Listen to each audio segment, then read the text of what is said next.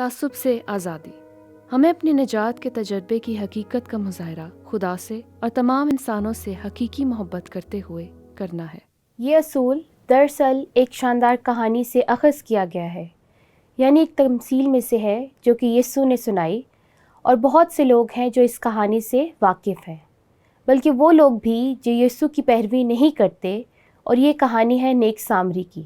اب آپ یاد رکھیے کہ وہ لوگ سامریوں کی جغرافیائی حدود سے جڑے ہوئے تھے، وہ سامریوں کے علاقے سے گزر کر آئے تھے، وہ یروشلم کے علاقے سے گزر کر آئے تھے، اور وہاں ایک شرع کا عالم تھا جو یسوع کی آزمائش کرنے کو تھا۔ اور یہی بات ہم یہاں پڑھتے ہیں، میں اسے امتحان کا نام دوں گی۔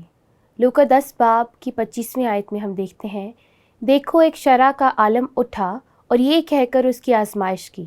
دیکھیں، فریسی وہ مذہبی رہنما تھے جو یسوع کو پھنسانے کی کوشش میں تھے، پھندا لگا کر اسے پکڑنا چاہتے تھے۔ اس لیے وہ اس کے پاس آ کر کہنے لگا، اے استاد، میں کیا کروں کہ ہمیشہ کی زندگی کا وارث بنوں؟ یسوع نے اس یہودی کو جو کہ شخصی راست باسی سے بھرا تھا جواب دیتے ہوئے کہا، توریت میں کیا لکھا ہے؟ اس نے اس سے پوچھتے ہوئے کہا، تو اسے کس طرح پڑھتا ہے؟ اس نے جواب دیا، خداوند خدا سے اپنے سارے دل اور اپنی ساری جان اور اپنی ساری طاقت اور اپنی ساری عقل سے محبت رکھ، اور اپنے پڑوسی سے اپنی مانند محبت رکھ۔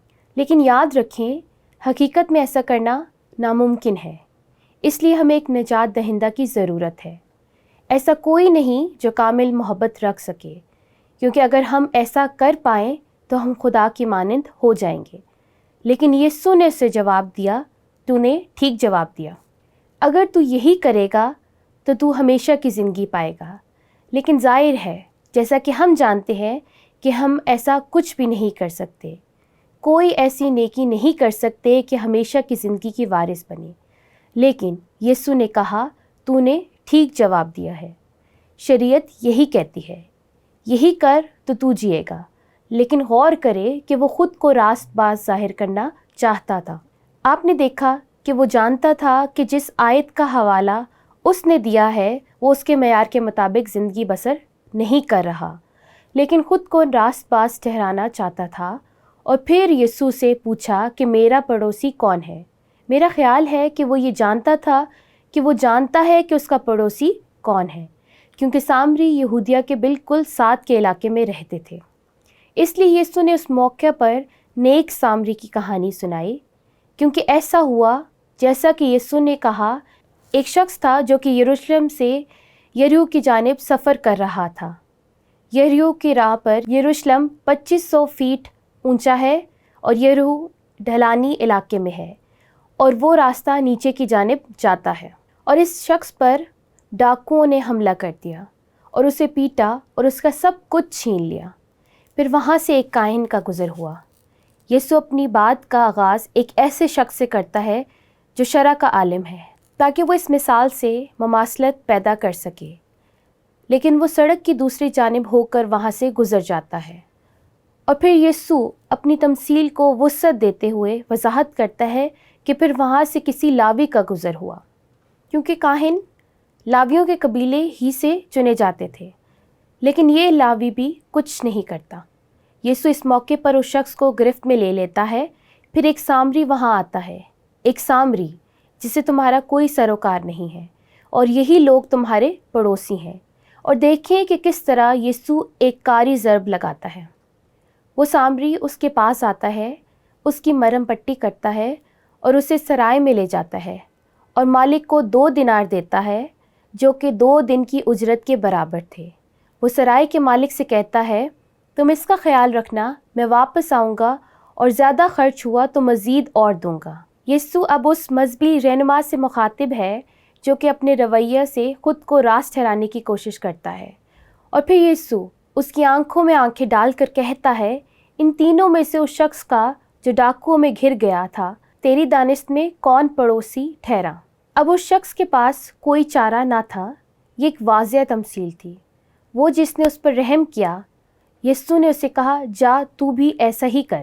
اب ہم اس کہانی کے اختتام کو تو نہیں جانتے، لیکن ہم یہ جانتے ہیں کہ وہ نوجوان شخص وہاں سے چلا گیا جب یسوع نے اس کا امتحان لیا، کیونکہ وہ بہت مالدار تھا، اور پھر اس شخص کے ساتھ کچھ ایسا ہی ہوا۔ دیکھیں، یسوع نجات کی راہ میں ایک رکاوٹ سے نبرد آزما تھا۔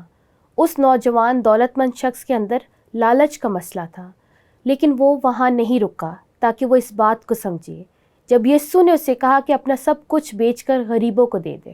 اگر وہ یہ کہتا، یسوع مجھے اس تعلق سے بتا، اس بات کا کیا مطلب ہے، تو وہ سچائی کو جان لیتا، اس بات کی سچائی کو جان لیتا کہ اس کا کیا مطلب تھا۔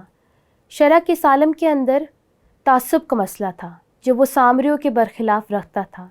اس لیے ایک سوال ہے جو اس اصول سے متعلق ہے۔ ایسا کیوں ہے کہ تعصب کا گناہ پر غالب آنا مشکل کام ہے؟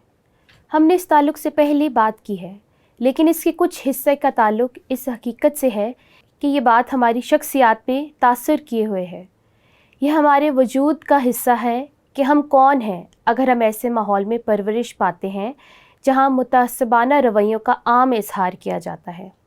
تعصب ایک ایسا باریک قسم کا گناہ ہے جسے ہم پہچانتے بھی نہیں ہیں، اور یہ ایک حقیقت ہے۔ میں نے یہ بات پہلے بھی شیئر کی ہے کہ پطرس یعنی کلیسیا کے وجود آنے کے بعد جب وہ کلیسیا کے رہنما تھا، کلیسیا کا یہ کلیدی رہنما یقین نہیں رکھتا تھا کہ اگلے 5 سال تک غیر اقوام بھی نجات پا سکتی ہیں۔ یہ پطرس تھا جو کہ 5 سال تک یہودیوں کا عظیم رسول رہا، اور ہم جانتے ہیں کہ یہ بات درست ہے کیونکہ آپ جانتے ہیں کہ اس نے ناپاک جانوروں سے متعلق 3 مرتبہ رویا دیکھی تھی، اور حاصل کلام یہ تھا کہ پطرس جسے میں نے پاک ٹھہرایا ہے تو اسے ناپاک نہ کہہ۔ اور عین اسی وقت اس نے گھر کے دروازے پر دستک سنی۔ وہ کیسریا میں گیا جہاں اس کی ملاقات کورنیلیس نامی شخص سے ہوئی جو غیر قوم سے تھا۔ جب کورنیلیس اور اس کے سارے گھرانے نے انجیل کو قبول کیا تو پطرس نے کہا، اب میں جان گیا ہوں کہ خدا کسی کا طرفدار نہیں ہے۔ وہ اس سے پہلے کیا عقیدہ رکھتا تھا کہ خدا طرفداری کرتا ہے، اور یہی تعصب ہے۔ تعصب میں ایک مذہبی کمیونٹی میں اپنے تجربے سے جانتی ہوں، ایسی کمیونٹی جس میں میری پرورش ہوئی ہے، جہاں بنیادی طور پر مجھے سکھایا گیا تھا کہ میں دوسرے لوگوں سے بہتر ہوں، صرف اس لیے کہ ہم کون ہیں۔ میں یہ بات جانتی تھی کہ یہ بات غلط ہے، لیکن مجھے اس بات کو دریافت کرنے میں تقریباً 5 سال لگے۔ یہ بات میرے اندر کافی عرصہ تک رہی، اور خدا کو میری زندگی میں اس مسئلے سے نمٹنا تھا۔ یسوع پوری دنیا کے گناہوں کے لیے مرنے کے لیے آیا تھا، کیونکہ مسیح میں نہ تو کوئی یہودی ہے، نہ غیر قوم، نہ غلام، نہ آزاد، نہ مرد، نہ عورت، ہم سب مسیح میں ایک ہیں۔